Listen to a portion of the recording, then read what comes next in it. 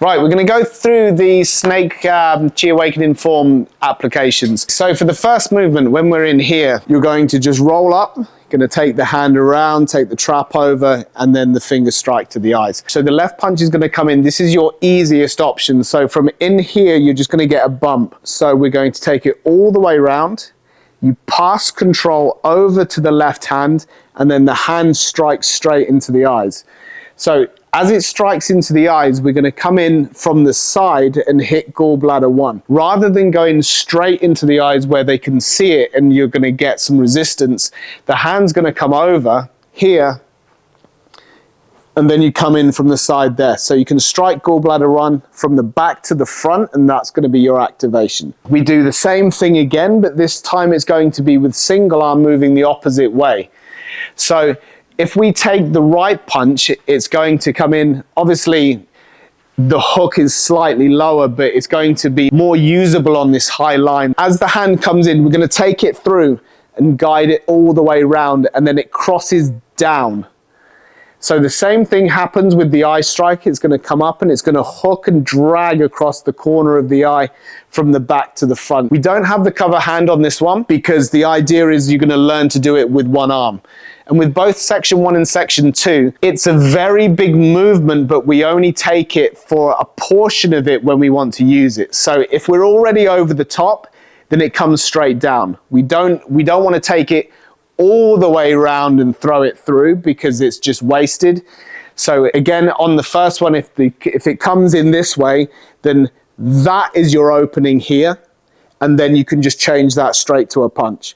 Obviously, when you learn the sensitivity and you take it all the way through, this is just training, so you understand that you can control that arm at different parts of the movement. As that hand comes in, obviously he's got a second hand, so as I start to take it out to move it through, the second one's probably going to come through there. So I trap and I take it straight out.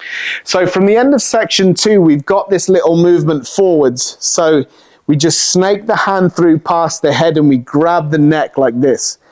And we feed the hand and it comes all the way through and we push out and strike to the back.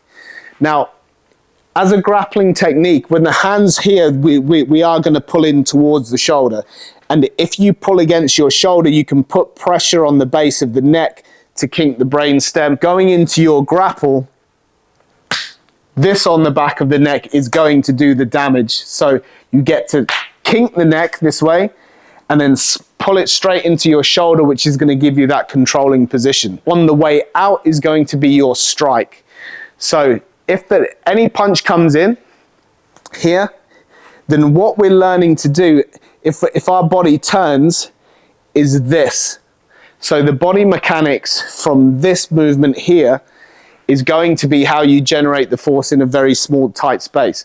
So as the punch comes in here, this is going to be your strike, and again, straight into the face. We use the ridge of the palm when we strike, but that could quite as easily be a hammer fist or a straight fist as it comes in towards the neck or towards the head. We step through, we pull, and we strike. Traditionally, we're also grabbing onto the back of the neck and we're pulling the back of the head and slamming that hand straight into the throat at the front, and you pull all the way through. You can use it as a separate pickup or a trapping technique. So again, if we get another punch here, we take this through and we can use that hooking hand just to guide the punch past the body and strike straight into the head. So for the next one, we have the outside change with the straight palm. The hand circles in and we strike out. So the power comes from those small circles. And again, you're looking at more trapping range than out in striking range. Because if I go all the way around, I'm sure Matt can pick that one up fairly easily. So as soon as the punch comes in, we're going to take it in here and the strike happens there. So again, the hand comes up through the middle here where he can't really pick it up. And then the rounded movement is going to make it a lot harder for that second trapping hand, because if he picks that up here, I've still got my hand to snatch back and then I can follow up with my cross or anything else that I've got. The straight palm on the end, as we do the outside change like this, pull in towards the chest, we change the angle as we strike forwards.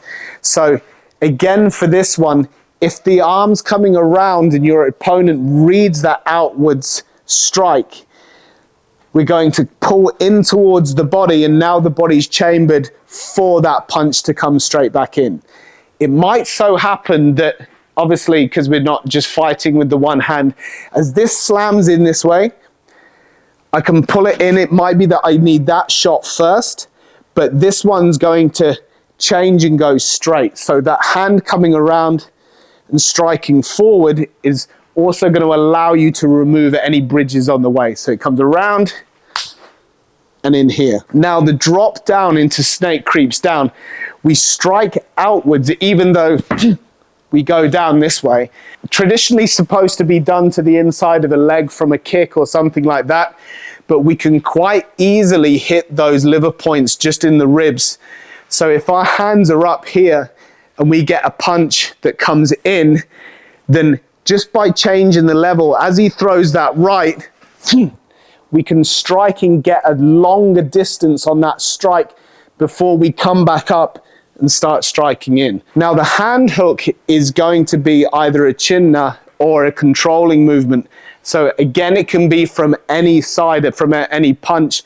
And that little turn here is going to be able to control the elbow. So if we take a right punch here, as we come in there, we can just hook into lung 5 and take that arm out. It might not be that we make too much of a difference to attacking our opponent with that single movement, but that's going to put him in a very awkward position. So he's going to have to throw this one, but that's a very easy pickup for your spare hand. Right, okay, so if we're here and we're grappling, this movement is going to open up that line. Moving into the kind of final couple of sections, the hand as it comes over this way is going to be a very short range thing again. If we're in that grappling position again, I kind of feel like I can't strike straight because I might not have the right mechanics behind my body. If he's jamming my shoulders or pulling my neck down here, then it makes it hard to get any forward momentum on that punch. So now what we do is, if I change my strike to a downward strike, this is not the direction that he's resisting. So if I come down this way, then I'm going to drag my body weight with the direction that he's pushing. But from here, you can take the whole side of the head out. So this movement here, as you're in grappling, this is where you're going to go with them and just slam straight down into the head as you come over. It's a change position and a change step. We don't want to be focusing so much on the hand movements as much as the body movement to generate the power. So again, from this grappling position, if we're in here, if he's really trying to stop me doing anything and I can't kind of generate that movement, then what I'm going to do is change step and then jab him in there. So I don't have to extend my arms. I just have to drag his body weight towards me, and then that's going to happen. And obviously I just poke my fingers out towards CV22 or the pit of the neck. It could be eye, but chances are his head would be down. You must start inside this guard here, and it's less of me doing this as it is that. So as soon as I change my footstep, I twist my body, and that's where I'm going to hit that point.